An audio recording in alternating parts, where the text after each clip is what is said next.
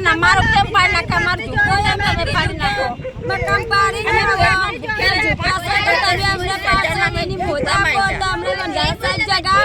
ઝૂંપડા ખાલી કરીને મસ્ત